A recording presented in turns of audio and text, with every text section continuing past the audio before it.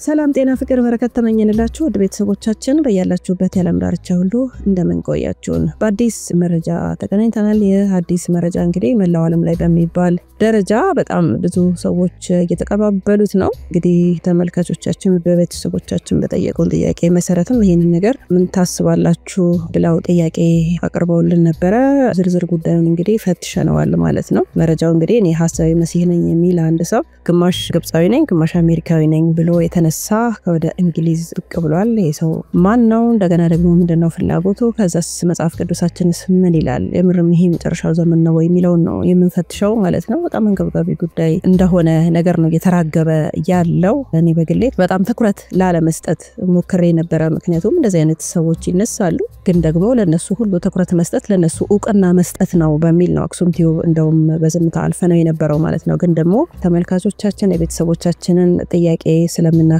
ነው ወደ እናንተ ይሄንን መረጃ የምናደርሰው ማለት ነው። እናንተም እንግዲህ ያያችሁትን የሰማችሁትን እንዲሁም ደግሞ እናንተም በግላችሁ የተሰማችሁን ሐሳብ በነጻነት በኮሜንት መስጫው ላይ ታጋሩናላችሁ ማለት ነው። መረጃውን ከአክሱም ቲዩብ ሮማን ጸጋዬ ያደርሳችኋለሁ። ሰናይ ቆይታ ይሁንላችሁ። በመጀመሪያ ደረጃ እንግዲህ ሐሳዊ መሲህ ምን ማለት ነው የሚለውንም ለማየት ነው የምንሞክረው። በመጽሐፍ ቅዱስ እንደተገለጸው መሲህ ማለት እግዚአብሔር በተለይ የቀባው ማለት ነው። ለሰው ልጆች ደህንነትና እንዲሁም ፍጻሜ የሚያመጣ መሪ ነው መሲህ ማለት። እኛ ደግሞ መሲሃችን ጌታችን መድኃኒታችን ኢየሱስ ክርስቶስ ነው። በዕብራይስጥ መጽሐፍም በብሉይ ኪዳን መሲህ እንደ ዳዊት ንጉስ ዘር ይተነበያ፣ ይህም ከይሁዳ ነገድ መሆኑን ደግሞ ያመለክተናል። ኢሳይያስ ምዕራፍ 11 ከቁጥር 1 እስከ 5 ያለው ማለት ነው። በክርስትና መጽሐፍ ቅዱስ ወይ ደግሞ በአዲስ ኪዳን ውስጥም ኢየሱስ ክርስቶስ ይህንን ተስፋ የተሰጠለት መሲህ እንደሆነ ነው የተገለጠው። ለምሳሌ በዮሐንስ ምዕራፍ 4 ቁጥር 25 እስከ 26 ላይም አንዲት ሳምራዊት ሴት ስለ መሲህ ስትናገር ኢየሱስ ራሱን በግልጽ እኔ ነኝ ብሎ ገልጧል። ይህ መሲህ ከሰማይ የሚመጣ መላካዊ መሪ ሳይሆን በስጋ መጥቶ በምድር ላይ የእግዚአብሔርን ፈቃድ የሚፈጽም መሆኑን ያሳየናል መጽሐፍ ቅዱሳችን ማለት ነውና ከሰማይ ሰማያት ወርዶ ከድንግል ማርያም የተወለደው ጌታችን መድኃኒታችን ኢየሱስ ክርስቶስ በለበሰው ስጋ ማለት ነውና አሁን ወደ ዋናው ጥያቄ ስንመጣ ሐሳዊው መሲህ ማን ነው ወደሚለው ነው የምንመጣው። ይሄ ሐሳዊ መሲህ እንግዲህ አንዳንዶች ከተባበሩት መንግስታት ሊመጣ ይችላል ብለው ይናገራሉ። በጣም በርካታ የሆኑ መረጃዎች ናቸው እየወጡ ያሉት። ይህንን ታዲያ በጣም በጥንቃቄ ነው ልንመረምረው የሚገባው ማለት ነው። እኛም ለዚህ ጉዳይ ዕውቅና ላለመስጠት ነበረ ነገሩን በዝምታ ያለፍነው። ነገር ግን የተከበሩ ቤተሰቦቻችን ስለጠየቁን ለዚህ ደግሞ ጥያቄያቸው ምላሽ መስጠት ስላለብን ነው በደንብ ነገሩን የበረበርነው ማለት ነውና አንዳንዶች በተባበሩት መንግስታት ማለት ዩኤን በ1945 የተመሰረተው ይህ ድርጅት ከዚህ ዓለም አቀፍ ድርጅት ነው ሐሳዊ መሲህ የሚመጣው ይላሉ። ግማሹ እንደውም ዶናልድ ትራምፕን ሐሳዊ መሲህ ሊሆን ይችላል የዶናልድ ትራምፕ ልጅ ሐሳዊ መሲህ ነው ወይ የሚሉ በጣም ብዙ ኮንስፓይረሲ ቲዮሪዎችን ጨምሮ በጣም ብዙ የሚነሱ ነገሮች አሉና ይሄ ነገር በጣም ነው በትኩረት መፈተሽ ያለብን። ሐሳዊ መሲህ ማን እንደሚሆን የሰው ልጆች አይደሉም የሚተነብዩት ማለት ነው። ይመጣል፣ አዎ ይመጣል ቃሉ ነው። ግን ደግሞ ካሊ ነው ብለን እኛ እንደውም ስፔሲፊክ የሆነ ሰውን እየጠቀሰን እንደዚህ ነው ማለት አንችልም። አንዳንዶች እንግዲህ ይሄንን ድርጅት ወይም ደግሞ በዚህ በተባበሩት መንግስታት ድርጅት ከዛ ነው የሚመጣው የሚሉ አሉና ከነዚህ ሰዎች የመጽሐፍ ቅዱስ ትንቢቶች ሊፈጸም ይችላል ብለው ነው የሚያምኑትና እንግዲህ እኔ እንደመረመርኩትም ብዙ ነገሮችን ለማገላበጥ ነው የሞከርኩት ማለት ነው። ከመጽሐፍ ቅዱስ ጋር ይሄ ነገር ይጣጣማል ወደሚለው ነገር ነው የመጣሁት። አይጣጣምም የሚል ድምዳሜ ላይ ነው የደረስኩት። ምክንያቱም መጽሐፍ ቅዱስ ሐሳዊ መሲህን በተመለከተ ግልጽ መመዘኛዎችን ይሰጣል። በዳንኤል ምዕራፍ 9 ከቁጥር 24 እስከ 27 ላይ ያለው ማለት ነው ትንቢቱን መሲህ በተወሰነ ጊዜ ውስጥ እንደሚመጣ ለኃጢያትም መስዋዕት እንደሚሆን ይናገራል። ይሄ ታላቅ ቃል ማለት ነውና የትንቢት እንደ መጽሐፍ ቅዱስ ምሁራንም ገለጻ በኢየሱስ ክርስቶስ ወይ ደግሞ በክርስቶስ ዘመን በአንደኛው መቶ ክፍለ ዘመን የተፈጸመ ነው። መሲያችን መጥቷል አይደለ? ለኛ ሲል ተሰቅሏል፣ ሞቷል፣ ከሞታንም ተነስቷል ማለት ነው። ሞትን አሸንፎ ሞትን ድል አድርጎ ተነስቷል። በተጨማሪም ደግሞ በራእይ ምዕራፍ 13 ቁጥር 7 እስከ 8 ላይ ሐሳዊ መሲህ ሐሳዊ መሪዎችም እንደሚመጡ ይናገራል። ነገር ግን እነዚህ ሐሳዊ መሲሆች የእግዚአብሔርን ፈቃድ ሳይሆን የራሳቸውን ስልጣን ለማስፋፋት የሚጥሩ እንደሆኑ ነው የተገለጸልን ማለት ነው። መጀመሪያ በጣም የተለሳለሰ የተጣሉትን ሀገራት ጦርነት የገጠሙትን ሀገራት ሁሉ የሚያስታርቅ የሚመስል ነው መጀመሪያ ላይ የሚሆነው ይሄ ሰው ካራክተሩ ማለት ነው መጽሐፍ ቅዱስ እንደሚያስረዳን። ነገር ግን አይደለም አጥፊያችን ነው የሚሆነው ማለት ነውና በጣም ብዙዎች እንደሚሉት ከተባበሩት መንግስታት እንግዲህ ምንም እንኳን ለሰላም ነው የሚሰራው የተባበሩት መንግስታት ብለው ቢሉ የተባበሩት መንግስታት እንደሚታወቀው በጣም ከባድ የሆነ እንቅስቃሴ እንደማይረግ ይታወቃል። ቢሆንም ከላይ ግን ለሰላም እንደሚሰራ ነው አይደለኛ የምናውቀው። በመጽሐፍ ቅዱስ ውስጥ እንደ መሲህ የተጠቀሰ ድርጅት አይደለም። አይደለም ከዛ ውስጥም ነው ሐሳዊ መሲህ የሚመጣው ብለንም ደግሞ መደምደም አንችልም እና ይሄ ግምቶች ላይ የተመሰረተ ነው ብዬ ነው በግሌ እማምነው ምክንያቱም ደግሞ ዓለማዊ መንፈሳዊ ነገሮችን ለመመርመር ሞክሬያለሁ ማለት ነውና በዚህ ምትክ ግን በመጽሐፍ ቅዱስ መሲህ እንደ ግለሰብ እንደ ኢየሱስ ክርስቶስ እንጂ እንደ ዓለም አቀፍ ድርጅት አለመሆኑን ነው የሚያመለክተው አንድ ሰው ነው መሲህ ሆኖ የሚመጣው ነው እንግዲህ ሐሳዊ መሲህን ከታላቁ መጽሐፍ ቅዱስ ቃልም ተነስተን ስናየው ማለት ነውና እንግዲያው መጽሐፍ ቅዱስ ስለዚህ መሲህ ምን ይላል ደግሞ የሚለውን መፈተሽም ተገቢ ነው በማቴዎስ ምዕራፍ 24 ቁጥር 24 ላይ ኢየሱስ ክርስቶስ ስለ ሐሳዊ መሲህና ሐሳዊ ነቢያቶች በጣም ነው የሚያስጠነቅቀን እዚህ ጋር ነው እንግዲህ ልብ ልንል የሚገባው ማለት ነው እነሱ ሐሳዊ መሲሆች ብለው የሚመጡት ተአምራትን በመስራት ሰዎችን ሊያሳስቱ እንደሚችሉ ይሄ ዛሬ የተነሳው ሰው ራሱን ዕውቅና ለመስጠት ሊሆን ይችላል እንጂ የዚህን ያህል ራሱን ሐሳዊ መሲህ ነኝ እያለ መጥቶ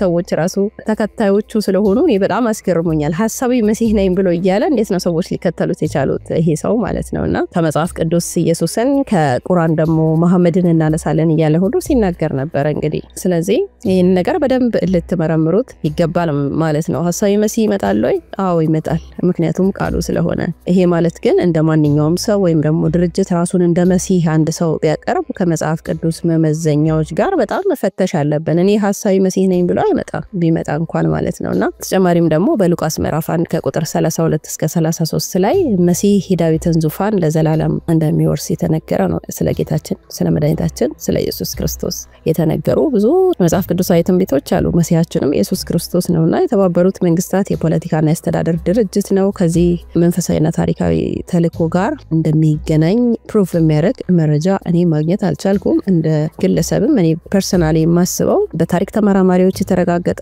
በኢየሱስ ክርስቶስ በአንደኛው መቶ ክፍለ ዘመን በናዝሬት ከተማ እንደኖረ ጌታችን መድኃኒታችን ኢየሱስ ክርስቶስ ለኛ ሲል እንደሞተልን እንደተነሳልን ነው እኛ የምናውቀው ማለት ነውና ምናምነው ማለት ነውና የሆነውም ይሄ ነው ስለዚህ ከኢየሱስ ክርስቶስ በኋላ የሚመጣ መሲህ ሐሳዊው መሲህ እንጂ ትክክለኛው መሲሃችን እንዳልሆነ ሁላችንም እናምናለን ኦርቶዶክሶች በተለይ ደግሞ ተዋህዶች ማለት ነው ስለዚህ አሁን ይሄ ተነስቶ በየሚዲያው ላይ እንደውም የራሱ የሆነ ድረገጾች ሁሉ ተከፍተውለት ብዙ ያራገቡለት ነው እንግዲህ ያው ዘመናችንን ታቆታላችሁ ሰዎች በቀደዱላቸው ቦይ ነው የሚፈሱት የሱን ፎቶ የያዘ አንዳንድ ባነሮችን ሳይቀር ቲሸርታቸው ላይ ሁሉ አሳትመው የሚወጡ ሰዎችን አይቻለሁኝ እኔ በጣም ነው የሚያሳዝነው በዚህ በአንደኛው ክፍለ ዘመን በዚህ ደረጃ የሰው ልጅ ህሊናውን ማጣቱ በጣም የሚያሳዝን ነውና መጽሐፍ ቅዱሳችን ደግሞ በጣም ጥንቃቄ እንድናደርግ እንድንጠነቀቅ ነው የሚያስጠነቅቀን እንኳን አይደለም እንደዚህ ሆኖ ከሰማይ እሳትንም ቢያወርዱ አቅም እንዳላቸው ነገር ግን እነሱን ደግሞ እንዳናምን ነው የነገረን በሁለተኛ ጴጥሮስ ምዕራፍ 2 ከቁጥር 1 እስከ 3 ላይም ሐሰተኛ አስተማሪዎች ሐሰተኛ ነቢያቶች ሐሳዊ መሲሆች እንደሚነሱ እኔ ክርስቶስ ነኝ እንደሚሉ ተናግሯል በመጨረሻዎቹ ቀናት ሰዎች በሐሰት ቃሎች እንደሚያሳስቱ ተናግሯል ስለዚህ አሁን ይሄ ከተባበሩት መንግስታት ነው ሊመጣ የሚችለው የዶናልድ ትራምፕ ልጅ ነው ብዙ ነገሮች ናቸው እየተነገሩ ያሉት ማለት ነውና በጣም በጥልቀት ይሄ ነገር በጣም ሴንሲቲቭም ስለሆነ በጣም ልትመረምሩ ይገባል ማለት ነውና እንግዲህ ስለዚህ ግለሰብ ትንሽ ብለን እናበቃለን በመጀመሪያ ይሄ ግለሰብ ማን እንደሆነ ስንመለከት በእንግሊዝ ነው እንቅስቃሴውን እያደረገ በስፋት ያለው በማህበራዊ ሚዲያዎች በተለያዩ መድረኮች ላይ ውዝግብን የፈጠረ ሰው ሆኗል ተከታዮችንም አፍርቷል በጣም እኮ ነው የሚገርመው እኔ በግሌ እንደው በጣም ነው የገረመኝ ለመናገርም ግራ እስከሚገባ ድረስ ማለት ነው በዚህ ዘመን ሐሳዊ መሲህ ነኝ ብሎ የመጣው ሰው አንታይ ክራይስት ነኝ ያለ የተናገረ ያለ እሱ ተከታይ ማግኘት ማለት ለኔ በጣም ነው እንቆቅልሽ ሆነብኝና በአሁን ጊዜ የተረጋገጡ መረጃዎች ስለዚህ ሰውዬ በጣም ውስን ናቸው ላገኛቸው የቻልኩት ይሄ ሰው በተለይ ማን እንደሆነ በግልጽ የተገለጸ ነገር የለም አንዳንድ ምንጮች ግን እንደሚጠቁሙት ይሄ ግለሰብ መሲህ መሆኑን በመግለጽ ተከታዮችን ለመሳብ በተለይ ደግሞ በወጣቶች መካከል ተወዳጅነትን እያገኘ እንዳለ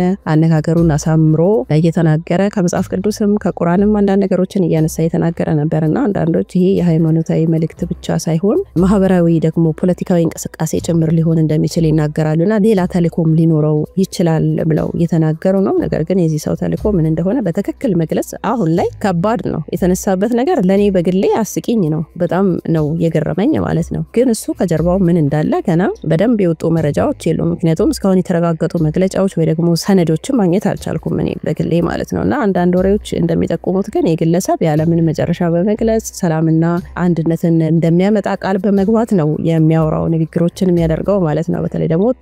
የወጣቶችን ትኩረት ለመሳብ በጣም እየሞከረ ያለ ሰው ነው እንግዲህ ሰላምና አንድነትን አመጣለሁ ብሎ ቃል እየገባ ነው አንድ እንግዲህ በመንፈሳዊ መንገድ በማስተማር ተከታዮችን ማፍራት የፈለገ ነው የሚመስለው ይሁሉ ግን በግምት ላይ ተመሰረተ ነው ምክንያቱም ተልእኮውን ገና አላወቅንም የሰውየውን ተልእኮ ማለት ነው ስለዚህ በጣም ተጠንቅቀን እነዚህን ጉዳዮች መመርመር አለብን ወደ ነፈሰው መንፈስም የለብንም መደንገጥም መፍራትም የለብንም ምክንያቱም መጽሐፍ ቅዱስን መከተል ነው ያለብን የቤተክርስቲያን ምሁራን አሉ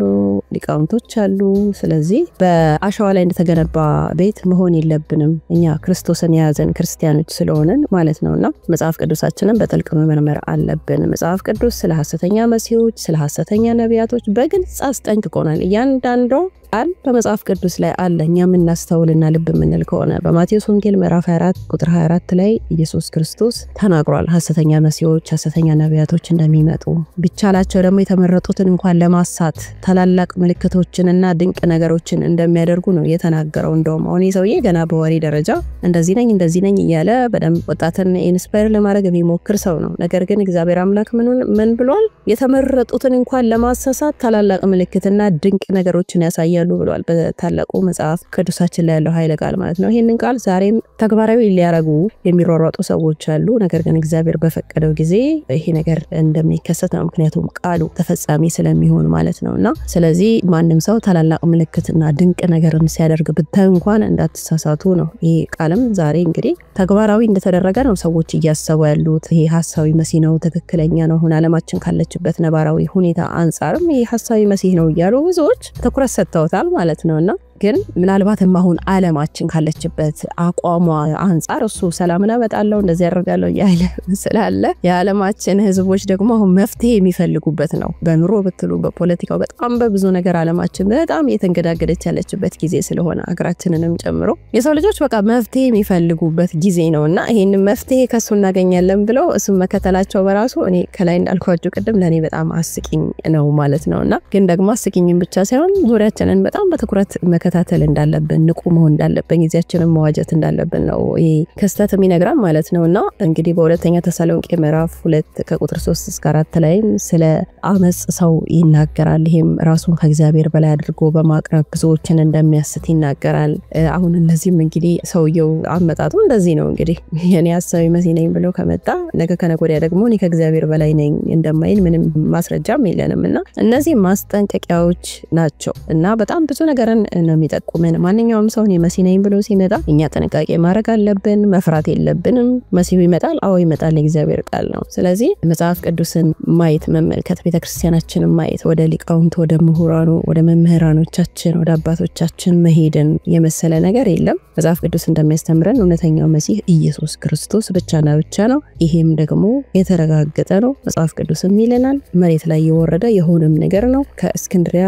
በድንግል መወለድ ኢሳይያስ እንዳለው ማለት ነው በምዕራፍ 7 ቁጥር 14 ላይ በቤተልሔም እንደሚወለድ ነግሮናል ስለዚህ በመስቀል ላይም ተሰቅሎልናል ለኛ ሲል ሞቶልናል ከሙታን መካከልም ሞትን አሸንፎ የተነሳ አምላክ ነው ያለንና መጽሐፍ ቅዱስ እንደሚያስተምረን እውነተኛ መሲህ ጌታችን መድኃኒታችን ኢየሱስ ክርስቶስ ብቻ እንደሆነ ትንቢቶች ያረጋግጡልናል ማለት ነው ሁላችንም ከቀልባችን ልንሆን ይገባል ወደ ነፈሰው መንፈስ እንደሌለብን ነው ለኔ የሚሰማኝ ስለዚህ ዛሬ እንግዲህ መሲህ መሆኑን የሚገልጽ ማንኛውም ሰው ከነዚህ መጽሐፍ ቅዱሳዊ መስፈርቶች ጋር አመዛዝናችሁ ነገሩን ውድቅ ነው እንጂ ማድረግ ያለባችሁ የዛን ያህልም የሚያስጨንቅም ጉዳይ መስለኝም እኔ ምክንያቱም እግዚአብሔርን የያዘ ሰው ለዚህ ነገርም ትኩረት ይሰጣል ብዬ አላስብም ነገር ግን ምንድነው ቤተሰባችን በኮሜንት መስጫ ላይ አሁን ሰሞኑን ሐሳዊ መሲህ ነኝ ብሎ ስለተነሳው ሰው ምን ትላላችሁ ይሄንን ነገር አጣርታችሁ ነገሩን የሚል ጥያቄ ስለቀረበልን እንግዲህ ቤተሰባችንን ጥያቄ ለመመለስ ነው ይሄንን መረጃ ወደ እናንተ ያደረስነው ማለት ነው እናንተም እንግዲህ ደረሳችሁበትም ሐሳባችሁንም ቢሆን ደግሞ